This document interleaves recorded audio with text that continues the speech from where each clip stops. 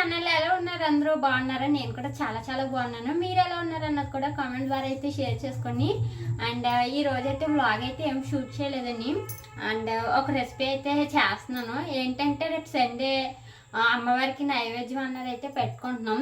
ఇక్కడ వెలుగుబంద గ్రామ దేవత అయిన తాడేలమ్మ తల్లికి నైవేద్యం అయితే పెట్టుకుంటున్నాం. మా సిస్టర్స్ ఇద్దరు ఫ్యామిలీస్ని కూడా ఇన్వైట్ చేసాము లంచ్కి. సో పిల్లలు వస్తున్నారు కదా, వాళ్ళ కోసం అని చెప్పి ఒక రెసిపీ అయితే చేస్తున్నాను. అది వచ్చేసి కప్ కేక్ అండి. సో అది మీతో షేర్ చేసుకుందామని చెప్పి వీడియో అయితే తీస్తున్నాను. వీడియో అయితే అక్కడ కూడా స్కిప్ చేద్ది ఎండ్ వరకు చూడటానికి అయితే ట్రై చేయండి. నా స్టైల్లో కప్ కేక్స్ ప్రిపేర్ చేస్తాను అన్నది అయితే మీతో షేర్ చేసుకుంటాను. సో వీడియో అయితే స్టార్ట్ చేయండి. ఇదిగోండి ఫ్రెండ్స్, కప్ కేక్కి కావాల్సిన ఇంగ్రీడియంట్స్ అయితే చూపిస్తున్నాను. అండ్ ఒక కప్ వచ్చేసి మైదా తీసుకున్నాను. అలాగే షుగర్ వచ్చేసి ఒక కప్పు. ఇది వచ్చేసి 150 గ్రామ్స్ పెరుగు. చిన్న ప్యాకెట్ ఉంటుంది కదా పెరుగు ప్యాకెట్, 12 రూపీస్ది, అదైతే ఫుల్గా తీసుకున్నానండి. అండ్ అలాగే ఇది వచ్చేసి ఒక 3 స్పూన్స్ వరకు ఆయిల్ అయితే తీసుకున్నాను, కుకింగ్ ఆయిల్.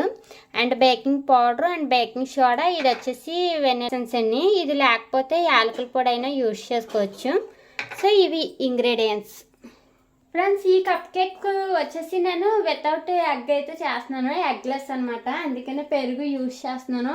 ఎగ్తో చేసేవాళ్ళు ఈ పెరుగు ప్లేస్లోని ఎగ్ అయితే యూజ్ చేసుకోవచ్చు. నేనైతే ఎగ్ యూజ్ చేయకుండా చేస్తున్నాను. ప్రాసెస్ అయితే చూసేద్దాం. ఇదిగోండి.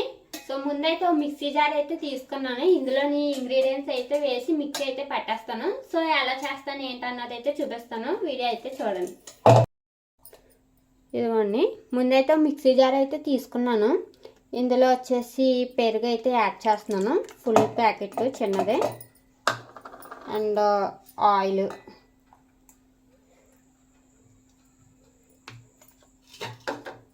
అలానే ఈ షుగర్, ఈ మూడు వేసాం కదా. ఇదైతే మిక్సీ పట్టేసుకోవాలి. మిక్సీ పట్టేద్దాం. ఇదైతే మిక్సీ పడుతున్నానండి. సో ఇదిగోండి, ఈ విధంగా అయితే మిక్సీ పట్టుకోవాలి. సో ఇలా మెత్తగా మిక్సీ పట్టుకున్న దాంట్లోని ఒక కప్పు అయితే పిండి వేస్తున్నాను, మైదా పిండి. ఒక కప్పు మైదా వేసాం కదా. ఇప్పుడు ఇందులో ఒక స్పూన్ వచ్చేసి బేకింగ్ పౌడర్ వేస్తున్నాం. వేసి ఒక హాఫ్ స్పూన్ ఏమో వంట సోడా. చూడండి, సరిపోద్ది బేకింగ్ సోడా. ఇది ఒక హాఫ్ స్పూన్ అయ్యి. ఇంకోండి, ఒక హాఫ్ స్పూన్ వచ్చేసి వెనిలా ఎసెన్స్ అయితే వేసాము. ఇది మళ్ళీ మిక్సీ పట్టేసుకుందాం స్మూత్గా. ఫ్రెండ్స్, ఏంటంటే నూనె, పెరుగు, పంచదార మిక్సీ పట్టాం కదా, అందులోని మైదా పిండి, బేకింగ్ సోడా, అలాగే బేకింగ్ పౌడర్, వెనిలా ఎసెన్స్ వేసాను.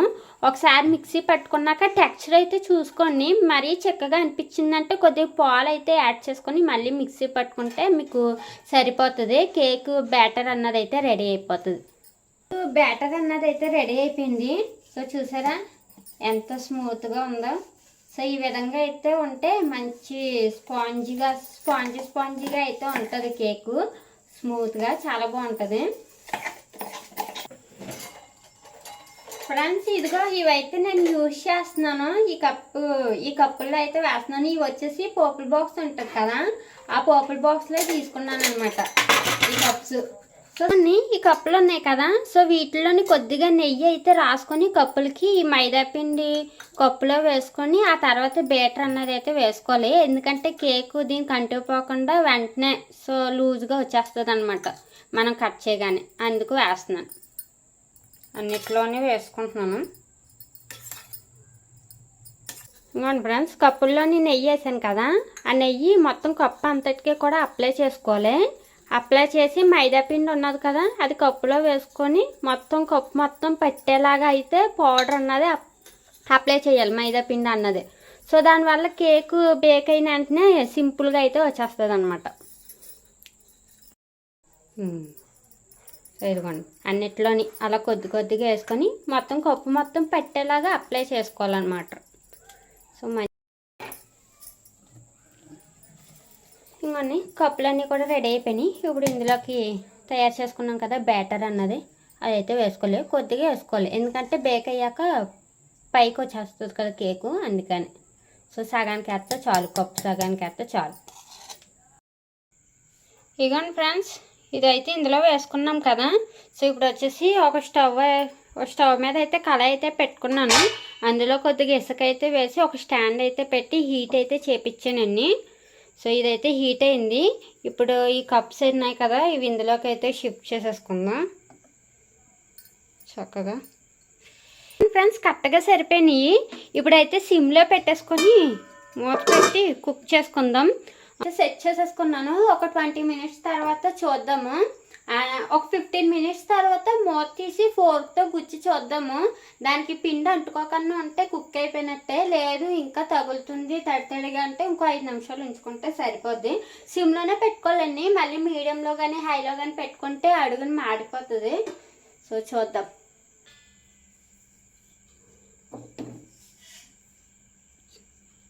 చూడండి ఇదైతే రెడీ అయిపోయింది. ఇంకా ఆఫ్ చేసేసుకోవచ్చు. సో ఒకసేపు అలా వదిలేసి ఒకసేపు ఆగాక తీయచ్చు. సో ఇదిగోండి ఫ్రెండ్స్, కప్ కేక్ అన్నది అయితే రెడీ అయిపోయింది. చాలా స్మూత్గా చాలా సాఫ్ట్గా అయితే ఉన్నాయి. సో మంచిగా అయితే ఉన్నాయి అన్నమాట. వితౌట్ ఎగ్ వితౌట్ ఓవెన్ తయారు చేసిన కప్ కేక్స్.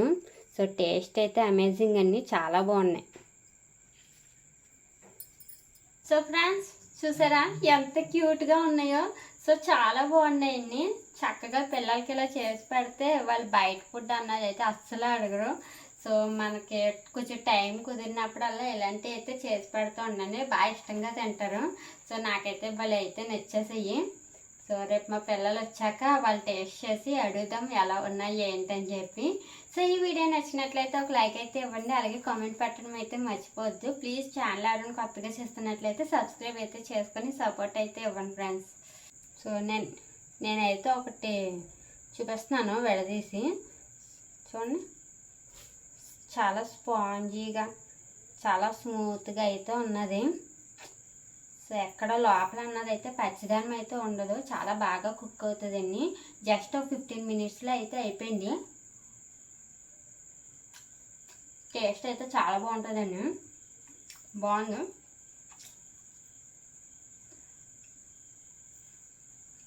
చాలా మెత్తగా. సో ఎవరైనా సరే ఇష్టంగా అయితే తింటారు. సో మళ్ళీ నెక్స్ట్ వీడియోలో అయితే మీట్ అవుదాం. Bye friends.